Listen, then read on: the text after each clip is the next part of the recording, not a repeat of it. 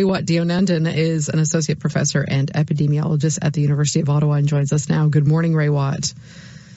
Good morning. What are you thinking as you listen to those two clips? It's par for the course. This province has had muddled public health communications since the beginning. It had some faith early on because there's some solidity of meaning and of purpose, etc. early on, but it's gotten just worse and worse over the course of the months. Do you think Ontario's alone in that? I mean, when you look at other provinces, how do you think the public health message is getting out there? It varies. I mean, BC has been great. Quebec has been okay, I guess. So I've looked around the world for some good examples of who's done it well. BC, of course. New York has done a good job. New York State, Sweden, Germany, New Zealand. What these places have in common, they have a strong central voice, usually the public health voice, not the political voice. That's important. The political voice tends to want to cover its behind and pass blame. The public health voice doesn't seem to care who's to blame. It just wants to get us through the emergency. So that's critical. I was thinking about what are the purposes of public health communications, and there are 5 things that come to mind. 1, instill confidence in the public. Number 2, explain the nature of the emergency. Number 3, inform the public of the state of the emergency. Number 4, dispel any information. Number 5, give clear instructions on what we should do. And we've done well on the first one and not that well on the other 4. I mean, Ontario does have a chief medical officer, Dr. David Williams. I guess he could be the one front and center, but people have argued he's part of the problem as well. What's your assessment of that? Yeah, we don't want to put any names to the problems, but, some personalities in the province have not been the best communicators.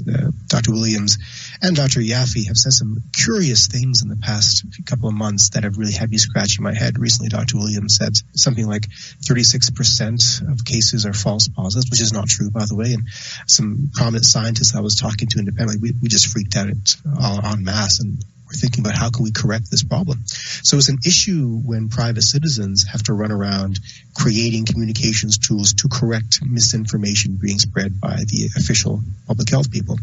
And I don't think these are intentional missteps. They're just they're not thinking before they speak. There isn't an overall communication strategy that's being followed.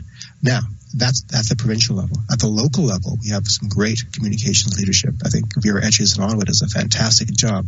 Ottawa Public Health has a great social media manager who tweets the funniest things. So they keep us engaged, entertained, and informed at the same time. Why doesn't the province have a social media presence that could address a whole new generation that needs to be talked to about this disease? Why are we getting most of our information via press conference that really aren't well thought out and not consistent? So there isn't a strategy, and there isn't a focus, and there isn't a commitment to those 5 points that I mentioned. I mean, I guess you could say if we have a really good local response here, with Dr. Etches being very clear, and she was very clear in her Thanksgiving message, right? She basically said you have to stick within your household. That's plain and simple as that.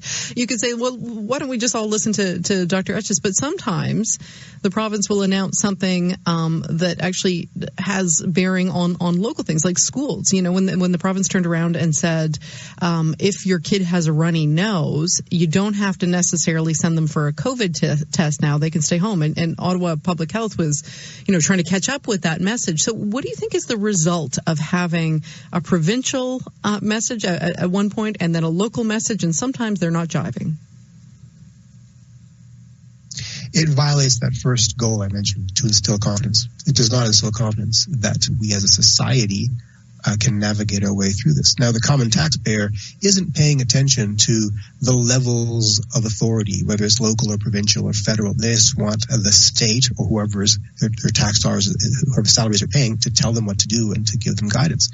And it points to a fractured political system and a fractured public health hierarchical system, that this cannot be done in a more consistent and streamlined fashion.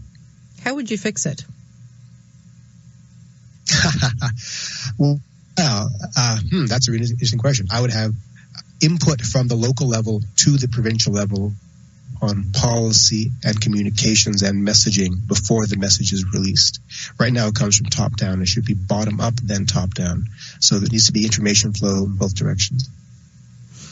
What would be your guidance? Sorry, I lost you. What would be your guidance for getting together with family and friends this weekend? I mean, I think we got there in the end with the Premier, right? He's saying stick within your household, even though that first press conference on Tuesday, it wasn't totally clear. But is that what you are hearing is the safest bet as we approach Thanksgiving? Yeah. Now, my feeling is it depends where you live. If you live in a hot zone area, it's more to be circumspect than a non-hot zone area. But in general, if you don't live in that house, don't go to that house. Now, there are going to be some exceptions. Faith in the adults in the province to make decisions that are responsible and that minimize risk. So just don't go to a place that you don't typically go in, a house that you do not typically go into during this emergency, and we'll probably be fine. And what about people who say, well, outdoors? We could all sit around the patio table in the back and we could have chairs in between us and that would be a lot safer. What would you say to that? Yeah, it's true. That would be safe. Now, nothing is perfectly safe. Everything's got some risk associated with it except not going in the first. So not going in the first place is the best way to keep the transmission rates down. However, instances where you have to socialize, where people's mental health are at risk, or maybe you've been bubbling with someone consistently and you feel fairly confident that then yeah, adding that extra level of protection outside, just having an air purifier, that does help. But if you have the option not to go, I would say err on the side of caution. But again, we're all adults. And I wouldn't want to make these laws. These are guidelines and recommendations. They're guidelines and recommendations. Okay, Raywat, you were losing me. Now we're losing you, unfortunately. Darn that technology. But thanks. I think we got enough in there, and that was understandable. Thanks very much, Raywat. That's Raywat Deonandan. He's an associate professor and epidemiologist at the University of Ottawa.